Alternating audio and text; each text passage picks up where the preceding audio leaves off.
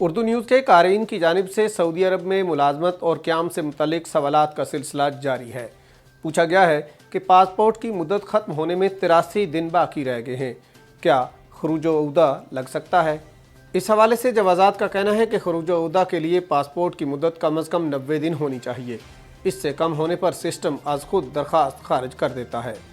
واضح رہے کہ جوازات کے سسٹم میں تارکین کے پاسپورٹ کی انتہائی مدت درج ہوتی ہے، جبکہ ابشر یا مقیم کا خودکار سسٹم اس مدت کے مطابق فیڈ کیے گئے احکامات کے مطابق کام کرتا ہے۔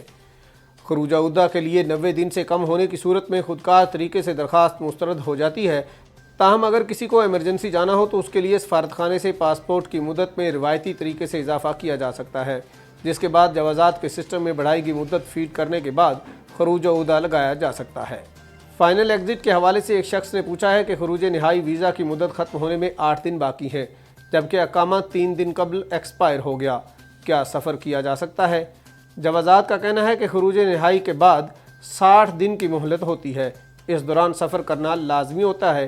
دی گئی 60 دن کی مہلت کے دوران اقامہ کی مدت کا تعین نہیں کیا جاتا، اس لیے جب تک 60 دن پورے نہیں ہوتے فائنل ایگزٹ کارآمد ہوتا ہے، اسے استعمال کیا جا سکتا ہے۔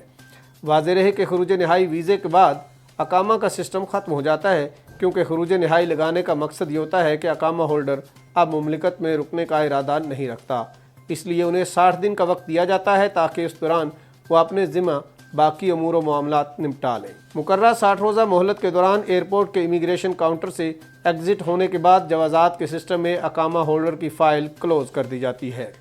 اگر 60 روزہ مہلت کے دوران اقامہ ایکسپائر ہو جائے تو یہ امر سفر کرنے میں مانع نہیں، تاہم اگر سفر کرنے کا ارادہ ملتوی کر دیا جائے تو ایسی صورت میں اقامہ کی تجدید کے ساتھ ساتھ خروج نہائی بھی کینسل کرانا ہوتا ہے، بصورت دیگر 1000 ریال جرمانہ ادا کرنا پڑتا ہے۔ اس خبر اور دیگر خبروں کی تفصیل جاننے کے لیے وزٹ کیجیے اردو نیوز کی ویب سائٹ urdunews.com۔